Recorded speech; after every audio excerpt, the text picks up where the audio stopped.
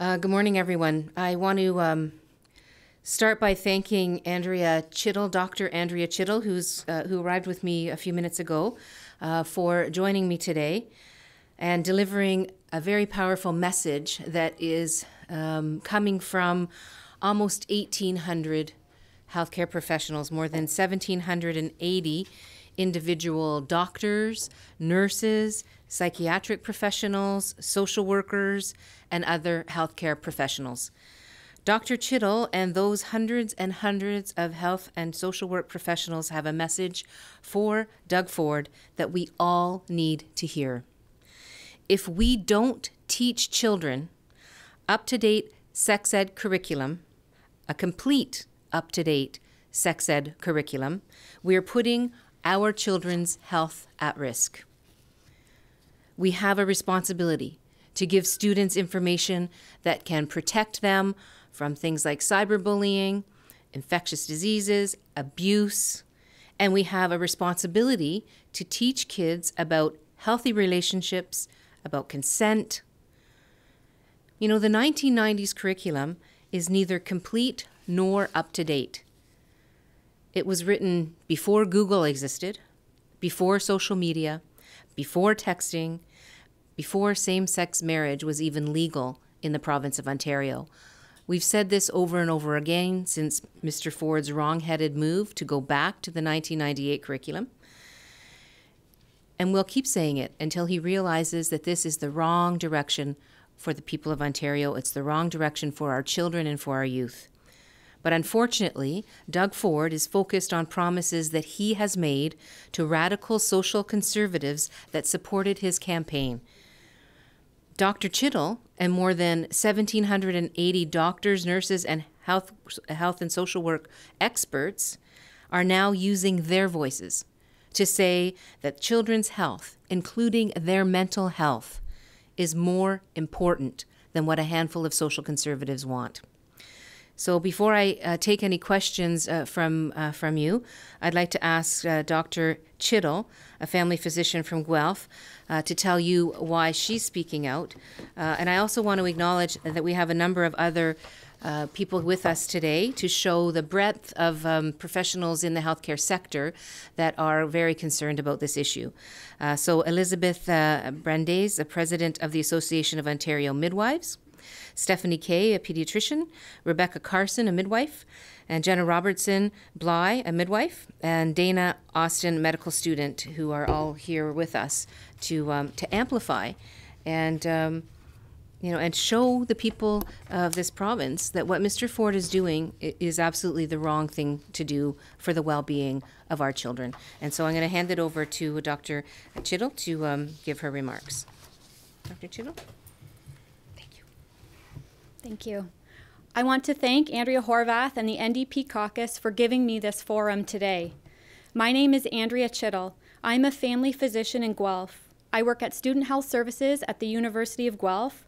I am a consultant physician for the Sexual Assault and Domestic Violence Care and Treatment Center at Guelph General Hospital. I have worked in public health sexual health clinics since 2011. I am also the parent of 2 young boys. As a physician with expertise in sexual and reproductive health, and as a parent, I felt compelled to speak up when the provincial government moved to repeal the 2015 Health and Physical Education curriculum. Today, I have presented Premier Ford, Health Minister Elliott, and Education Minister Thompson with a petition advocating for the restoration of the 2015 curriculum as a matter of health.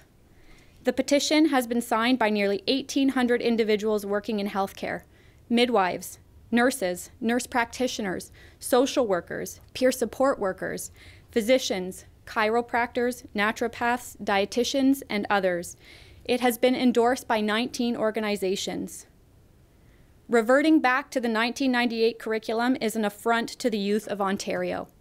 To quote the Canadian Pediatric Society in their statement on this matter, an out-of-date and incomplete sex ed curriculum is a potential source of harm for Ontario's children and youth, increasing the risk of misinformation, discrimination, disease, and abuse. It is imperative that children learn about difference and inclusivity, consent, and safety. The human development and sexual health components of the 2015 curriculum are critically important for informed decision-making related to health behaviors and relationships.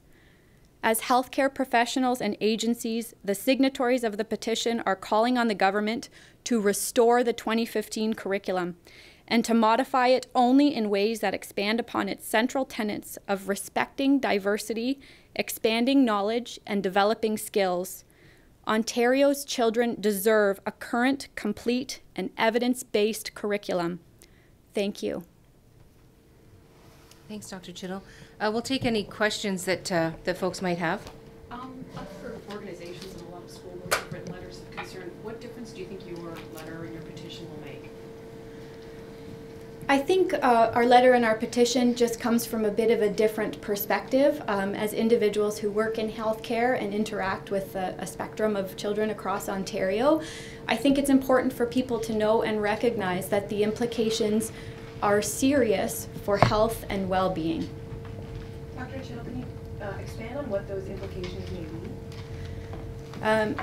So the 1998 curriculum has a number of really important gaps and omissions.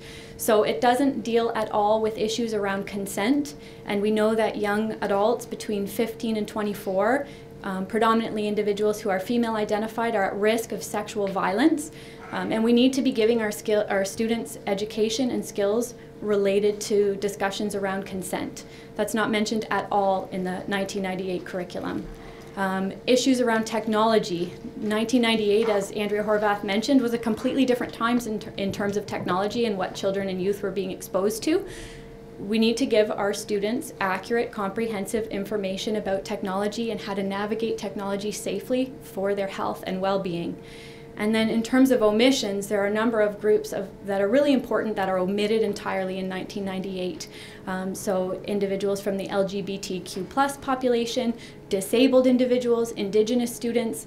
These students are not discussed in the 1998 curriculum, and I'm worried that deficiencies in the 1998 curriculum around those groups are going to result in harms to their health and well-being. How would it result in harms to their health and well-being? Like, we know what has been omitted from the curriculum, but from a healthcare perspective, how do you feel or how do you think this will affect health and well-being? So we know from a survey of students in 2011, when students were receiving the 1998 curriculum, that they didn't feel, 45% of them didn't feel that that curriculum addressed their needs or the needs that they anticipated in the future. So in order for people to make informed decisions about these really important and personal avenues of their lives and aspects of their lives, they need to have information. Part of the impetus for developing an updated curriculum was because it was widely recognized that individuals from the LGBTQ community were suffering from harassment and bullying, and part of that was felt to be related to their exclusion in the curriculum. Moving towards the 2009 Equity and Inclusion Strategy and recognizing differences and including different individuals was a way to rectify that, as well as including them in this curriculum. Where people don't see themselves reflected in the curriculum, they suffer from bullying, harassment, exclusion, and that has significant impacts on their health and well-being. As a physician who's working in these different areas of sexual and reproductive health, I all the time encounter individuals who don't have accurate, comprehensive information, and it does impact the decision-making that they engage in, and it can have lifelong implications for health and well-being when people don't have the information and the skills that they need. Are we talking about an increase in suicide? Are we talking about an increase in STIs? What are the actual health implications? Yeah, it could be all those things. So we need comprehensive information so that people can make decisions about contraception, so that they can prevent unplanned pregnancy. We're seeing increasing rates of STIs, predominantly in that 15 to 24 age group. So people need information about STI prevention, how STIs are transmitted, in order to make the decisions that will reduce the chances of acquiring those infections, which again can have lifelong implications for health and well-being. And in the matter of consent, people need to know how to navigate those discussions to reduce their incidences of sexual violence, which again have lifelong implications for emotional and physical health. Were physicians part of the last consultation, did they weigh in on the curriculum that's in place right now? There were some 70 groups initially that participated in discussions, so some of those involved community groups. I'm not sure that any of them were explicit physician groups, but I believe that there was membership of physicians as community members in some of those groups. The Premier said repeatedly that there wasn't enough consultation done on the last update, and that he plans to do a province-wide consultation for this planned update now. What do you think of that, and what do you think of the notion that parents need to be more involved in writing this curriculum?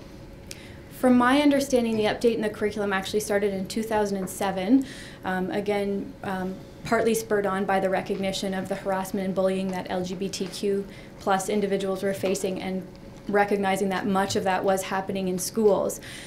So from 2007 until 2010, extensive consultation was done with 70 community groups, with individual students. The consultation was enormous in its breadth.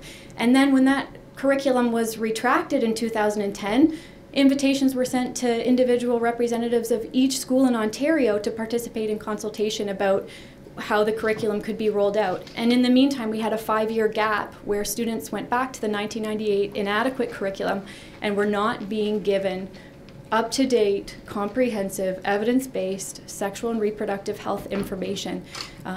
And I would posit that there's been harm from that. So it took 5 years to kind of revisit the question in 2010 to get us to the point of the 2015 curriculum. And now are we going to go down that path again of engaging in these further extensive stakeholder conversations while our students again are put at risk of harm to their health and well-being, waiting for a new curriculum to be rolled out? The 2015 curriculum is available online. Do you recommend that parents download it and try to teach that curriculum to their students to fill those gaps? Definitely, yeah. You can access education resources through different groups. Shore Centre in Kitchener has some information for parents. There's some information for parents on the Ministry of Education website as well to accompany those curriculum. They're long. They're 240 plus pages, those documents.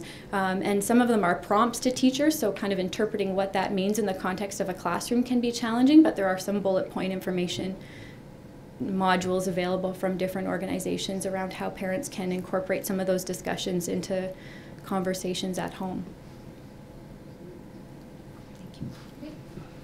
Any other questions that folks might have?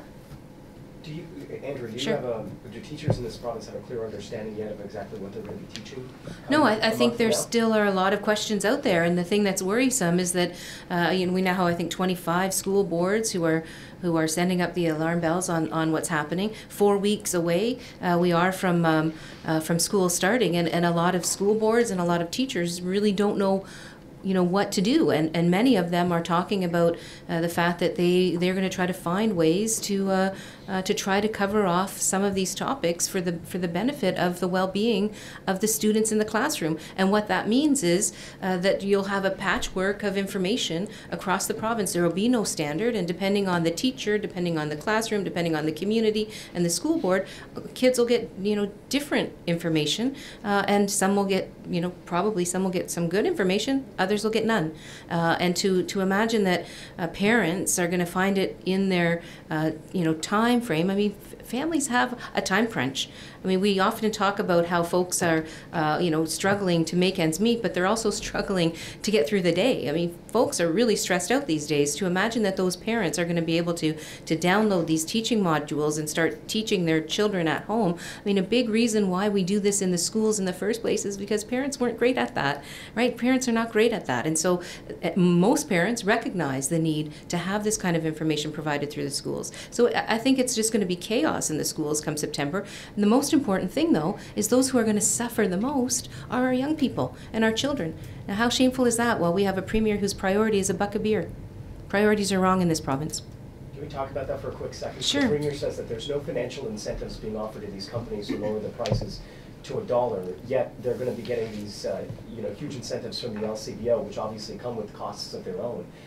Sure. Do you really see this as there being no financial incentives? Absolutely not. Absolutely not. Look, these product placements or advertisements in the Food and Drink magazine that the LCBO has, these things have monetary value. And so here we have a premier that's cutting income to the very poorest amongst us as a priority, and at the same time subsidizing a buck a beer. It seems to me that his priorities are completely mixed up, and you know, cutting the income of the poorest people of Ontario while giving, you know, subsidies for companies to provide a buck a beer just really shows how backwards this premier is and how far he's pulling our province down.